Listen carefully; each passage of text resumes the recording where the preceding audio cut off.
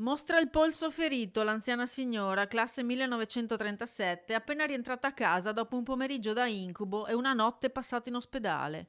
Il nipote, un ragazzo di 23 anni con qualche problema sotto il profilo psicologico, l'ha aggredita brutalmente in cucina, mandandola a terra e procurandole diverse lesioni al volto e alla mandibola. Una lite nata per una banale discussione. Pare che il giovane fosse molto scontento della sua posizione lavorativa e che si fosse lamentato con i nonni, che avrebbero risposto semplicemente di continuare ad avere pazienza e cercare altro.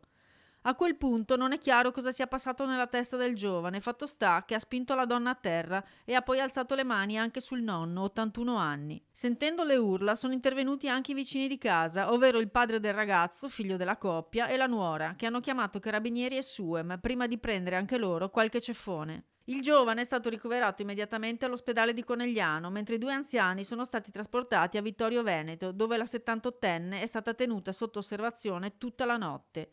È rientrata a casa solo il giorno dopo, molto provata, visibilmente scossa, ma senza parole dure contro il nipote. Ha raccontato che mai prima d'ora aveva fatto una cosa del genere e ancora non si spiega come sia successo.